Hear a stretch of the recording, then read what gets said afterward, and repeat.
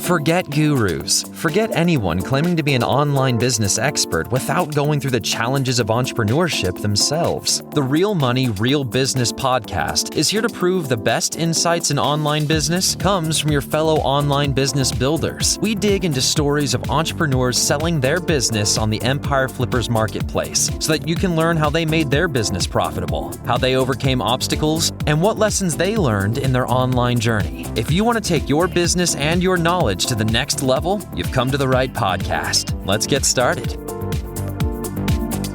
Hey everyone, welcome to another episode of the Real Money, Real Business podcast. We record these interviews so that potential buyers can learn more about the business and the seller to help them make an informed buying decision.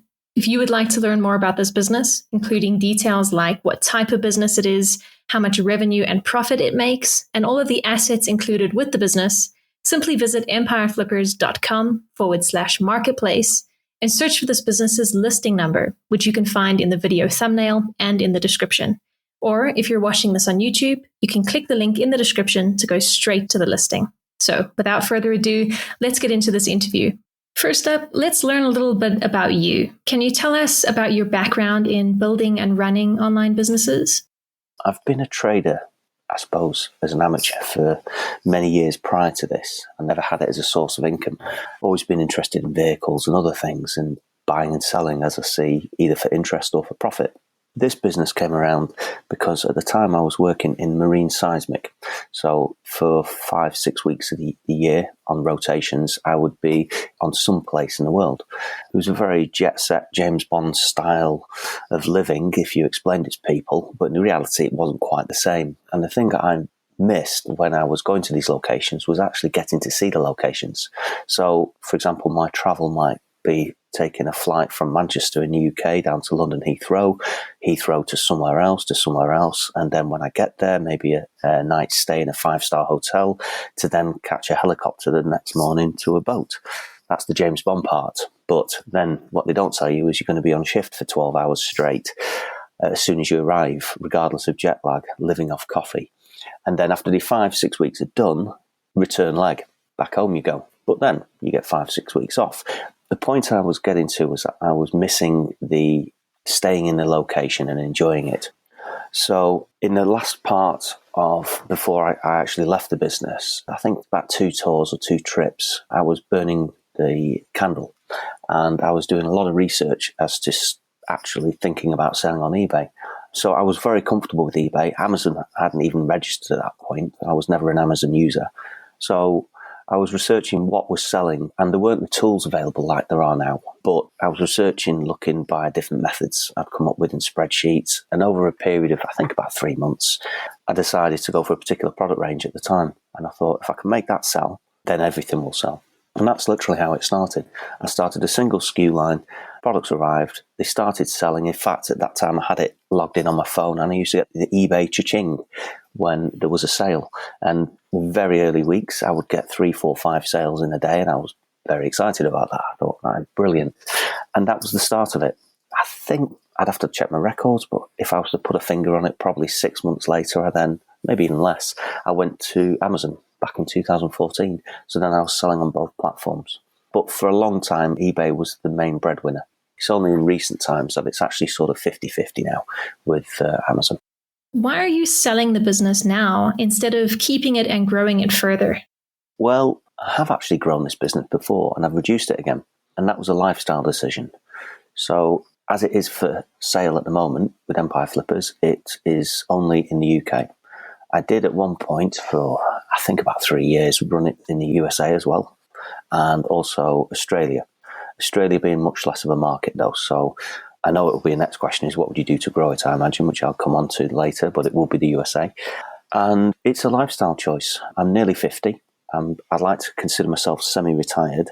And I know if this attracts, presume it will, with Empire Flippers being a predominantly US-based sort of customer base, I imagine. There's a different mentality between Europeans and Americans that I've read about, and that Europeans are ready to sell out earlier and retire earlier than seek ultimate profits. You know, when we use extreme examples such as Mark Zuckerberg, etc., and Elon Musk. Why do they do what they do? They've obviously got enough money to retire. I think if they were European, they probably would have done a long time ago. There's something in the American psyche which seems to drive people to push higher and higher rewards. I did have a bit of a health concern a couple of years ago now it was, and it's sort of just, it's one of those. It gives you a realization, your time isn't infinite. So we split our time. We live mostly in Greece, and we're going back to a boat. As I talk about this now, in about 2 weeks' time, we're going back to a boat that we've bought. So I'll be living and working off that, a new boat to us, that is. And if we sell this business, we'll just do more of it. I don't have to check the laptop much, really, if I want to do what I call maintenance mode. So there's not a major drain, but it's still there. You're still responsible for the business. By not having that, you don't have that responsibility and income as well, but I'll bolster it with different things.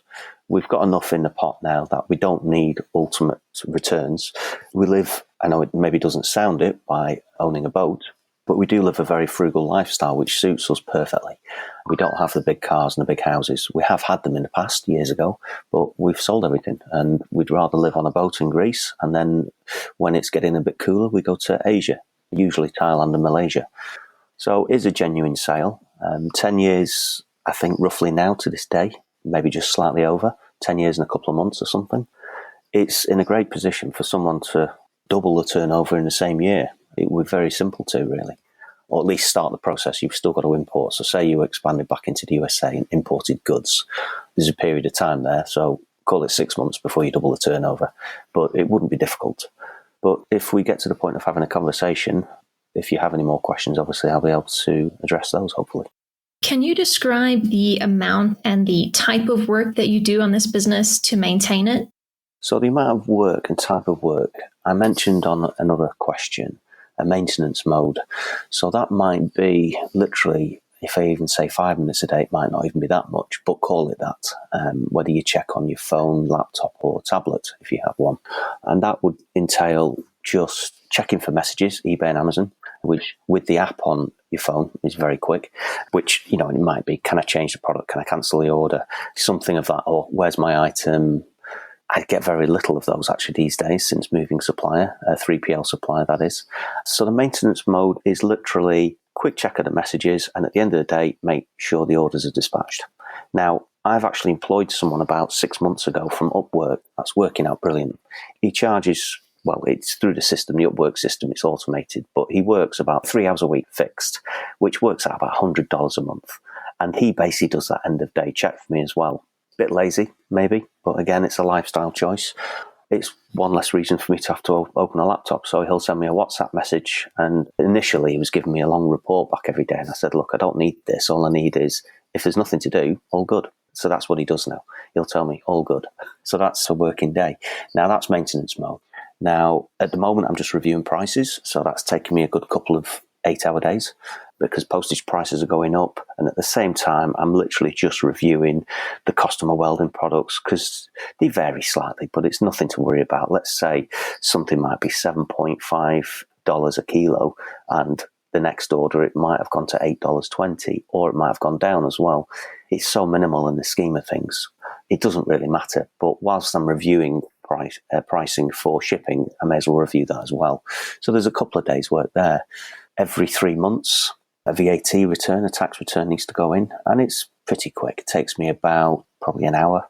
If I say 2, that's with coffee breaks. There isn't much to do if you just want to just keep it ticking along. But if I was taking this on and expanding it, then we're back to 8 hours days again for a period of time whilst you set up and get things in provision. You research what you're going to sell and get those things in process and in motion. Then, yeah, there's going to be more work. But maintenance mode can literally be a couple of minutes. And a real example of it was last year. So I rode my push bike from the UK to Greece, which I can't remember how many miles that is, but enough. It took me about, I think, 3.5 to 4 weeks. And every day I just checked in on my laptop when I was just stopping off at McDonald's for a coffee, say, or at the end of the day, I would check my phone or laptop in the tent. And I was camping all the way, by the way.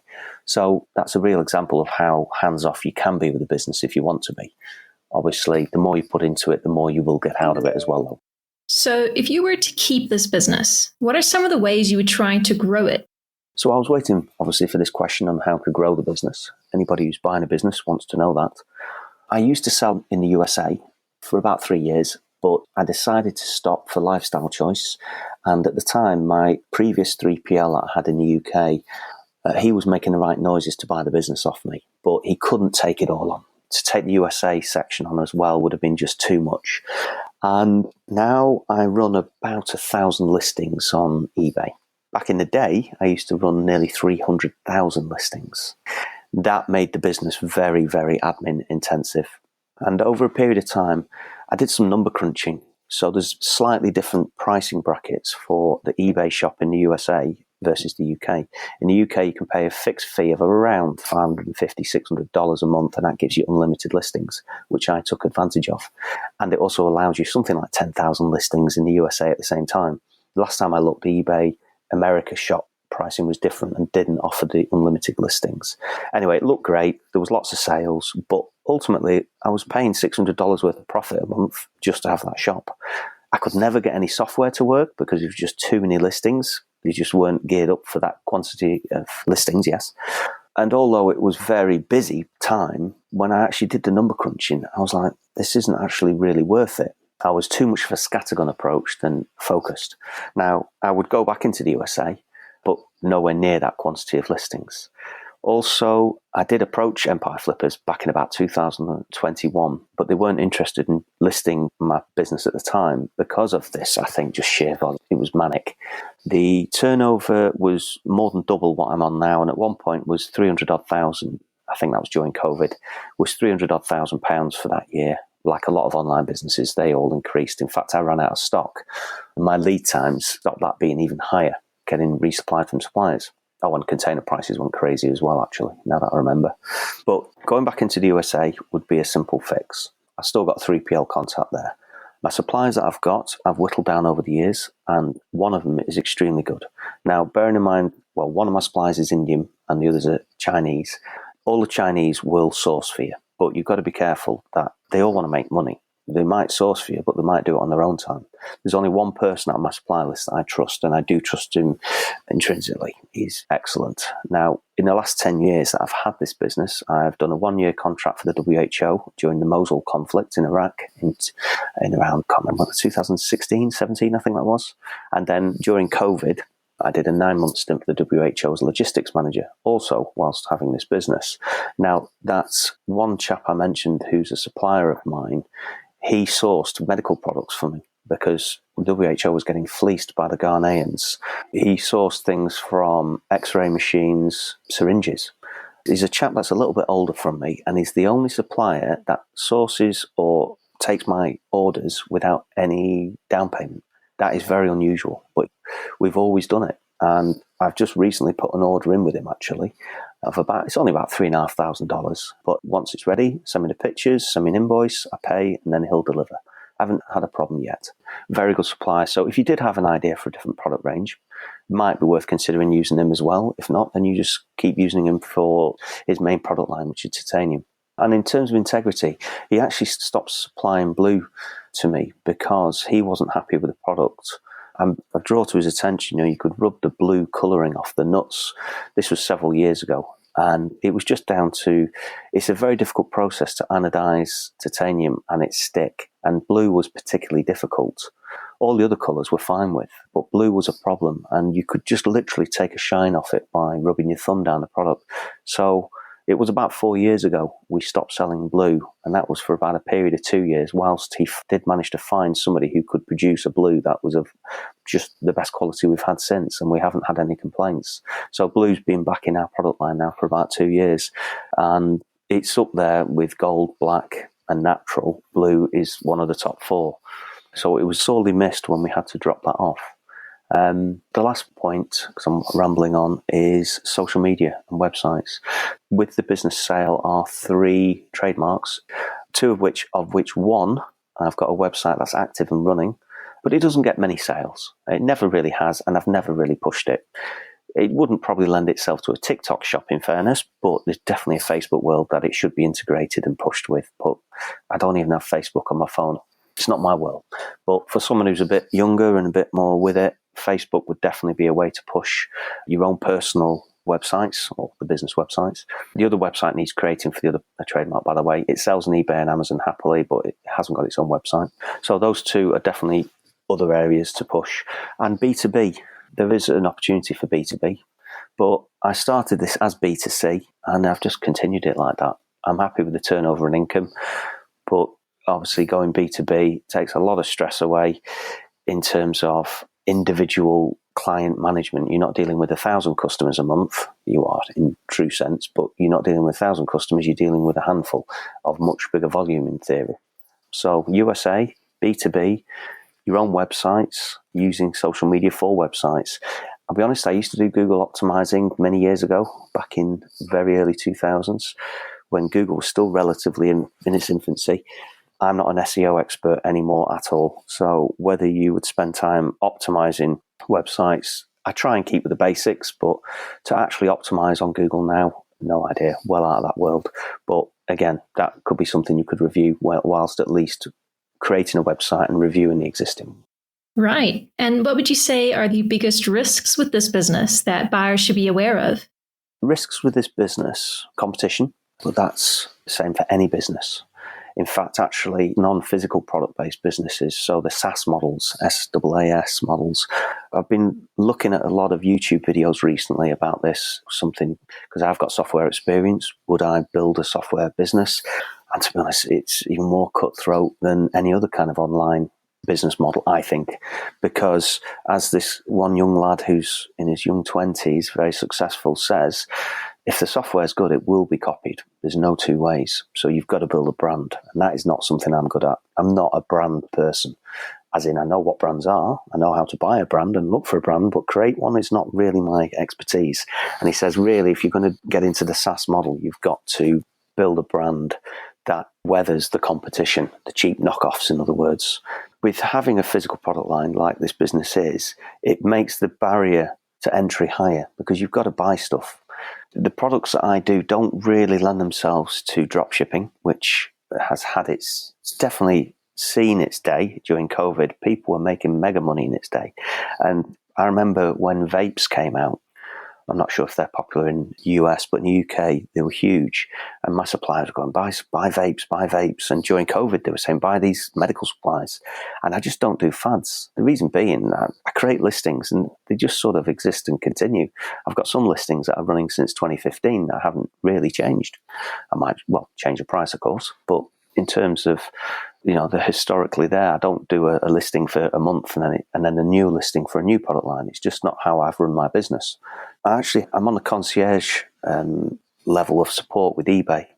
And I had one of the chaps tell me, one of the support guys, I was the oldest account he'd ever dealt with because I'd registered my account on eBay back in something like 2000 and eBay had launched in 99 in the UK or a year above that or something. I was about 1 year after eBay had launched in the UK. And he said, you're the oldest customer that he'd spoken to.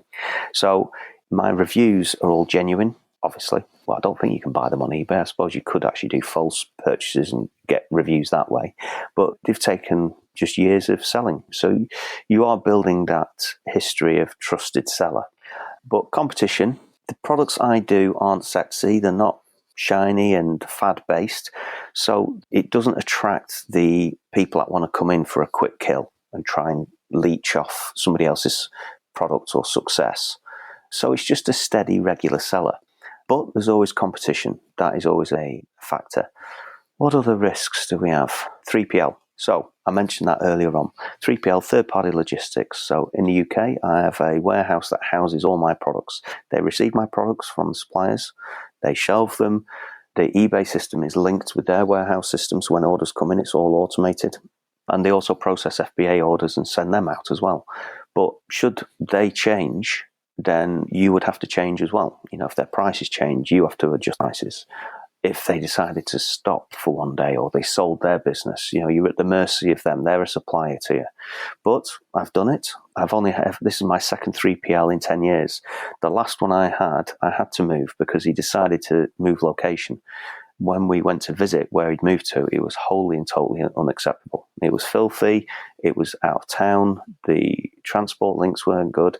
he just saw the dollar signs and made a decision to move to this cheaper place, basically, that was, as I said, just not suitable. So it took about 3 weeks of oversight, and we decided to monitor this ourselves. But yeah, at that point, we thought it's time for a change, and we moved to this new 3PL. The third and final one are eBay and Amazon. They are essentially part of your business because they dictate the terms. Now, it's not all scary, but if they put their rates up, you have to put really your rates up because you have to cover those costs.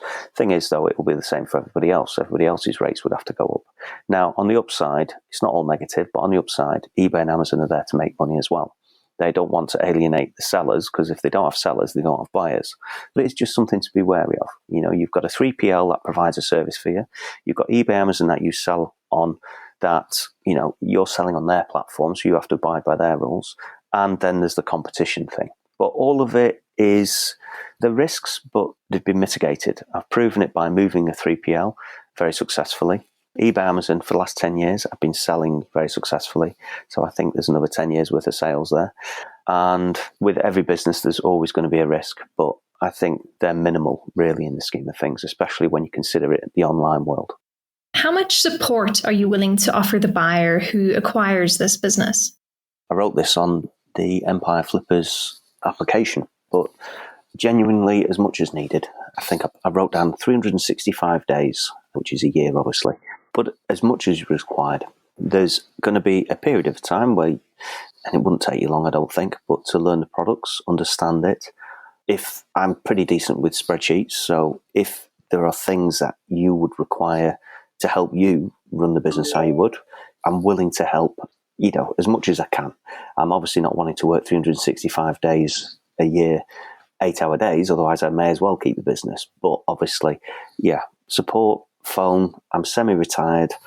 If it's going to be a lengthy call because it's going to be quite detailed, then we'll schedule it. But otherwise, send me a WhatsApp message anytime. And I generally have my phone arm's length, so I can answer most things most of the time. But you can be sure when I sell this business, the sandals or the flip-flops are going to be on, and I'll be in a much more relaxed state than someone who's 20 and 30 probably, with children around them trying to make it in life. So I'll be in a good place to review and hopefully advise. And it's not a value you can put on the business, really, but I have got a lot of experience. And if you decide you want to go with this business and like the style I've done, which is more hands-off, non-fad-based, and just a relaxed sort of product line, then that is something I've got good knowledge of. If you ask me to help you build something which is, like I said before, brand is not really my expertise, and TikTok shops and riding on the wave of a trend at the time, I can certainly help show how to list, take photos and other things, whatever that I can input in, I will. Well, I'll definitely be limited if you try and pick my brains about social media exploitation, and that I will not be good with. But otherwise, as much support as I can give you for as long as I can. There isn't really a date on it as far as I'm concerned. Got it. And regarding the sale of the business, would you agree to a non-compete? Hopefully now, if these messages go in the order that I'm recording them, I think you'll understand that I won't be competing with you. As a semi-retired state, after 10 years, I'm ready for a change. I'm ready to go be a sailing instructor or something. We'll see. Probably take a year off, but more than happy that there'll be a non-compete clause.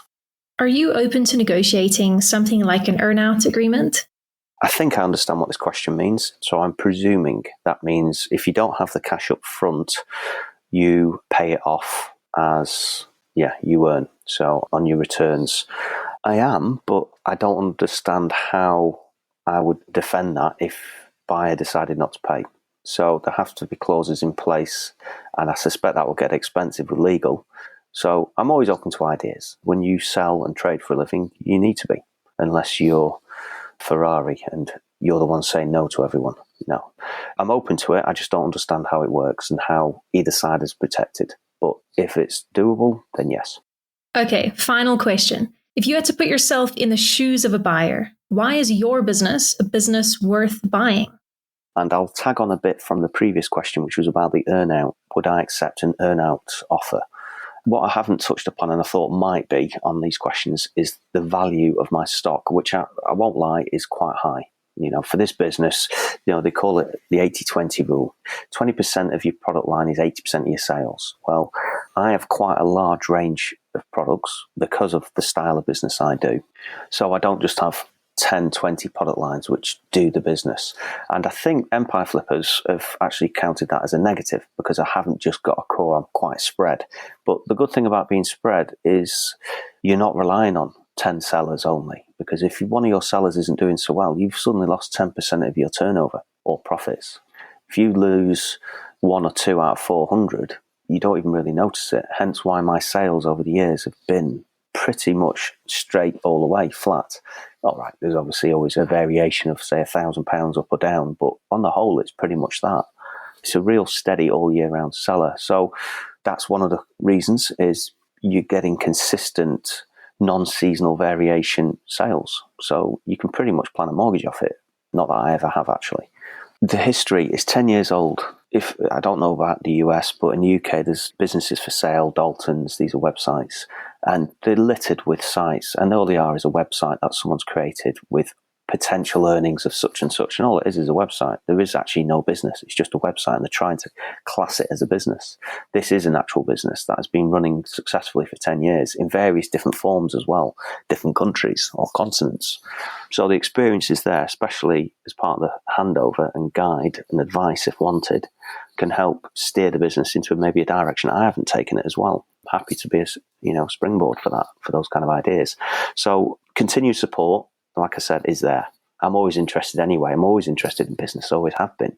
Hence why I got into business. Did a degree-based business as well, which I didn't mention back in the day when I was in my 20s. I always knew I wanted to be in business, but I got experience working in industry first. So you are buying a lot of stock. Now, the upside of that is, like I say, you are reducing your risk of variations or competition because you're not just focused on your core 10, 20 sellers. The downside is you're buying a lot of stock, but it's also stock that's going to sell. Even if it takes a year or even 2 years to sell, it does have a value. That stock has a value. It doesn't have a shelf life. It's not going to get stolen, the warehouse, or there's not going to be someone breaking into the warehouse stealing it. It's just not that kind of product line. So the downside is the investment in buying the stock, because you've got to put a lot of money up front, essentially I think it's pretty much equal to the value of the business that's on Empire Flippers. But you are buying stability by doing that. You're not buying 1, 2, 3 months worth of product line and you're on your own. If you don't sort things out, your business is crumbling straight away. You could literally run it in maintenance mode for 6 months without even really looking at it properly, and it will still keep ticking along. So it's an upside and it's a downside. But I think if after you've listened to all these messages, I hope you think and agree that you are getting something that's established, tried and tested, and that sentence I just said there, where if you just literally run it in maintenance mode for 6 months, bar the odd tax return that is, you would still be in the same position. That should give you some comfort that you're buying something that does have a value, intrinsic value. You might be based in the US and you might not see the products. Maybe you'll come to visit one day, I don't know. But all the sheets and reports that are there. In fact, I'm actually going next week because I'm passing by. So I'm just going to drop in and say hello to them. But I might even take a little video of the place, actually thinking about that in case we do get to speak at some point. I can show you where the location is. It's in a place called Grimsby. It used to be the biggest shipping port in the world. Now it's a fairly deprived area of the UK. But this particular warehouse, fantastic. So I hope my messages spur you on to have a conversation if this does sound like your kind of business, and you will be having the same kind of monotone conversation out of me, I'm afraid. But make your notes, book a call, and let's speak in the future. Thank you. All right, everyone. Thanks for listening. To learn more and see if this business is still for sale, head over to empireflippers.com/marketplace and search for this business listing number, which you can find in the video thumbnail and description. Or if you're watching this on YouTube, click the link in the description to go straight to the listing. Once you've unlocked this listing, you'll find everything you need to know about this business. So, thanks for joining us. See you next time.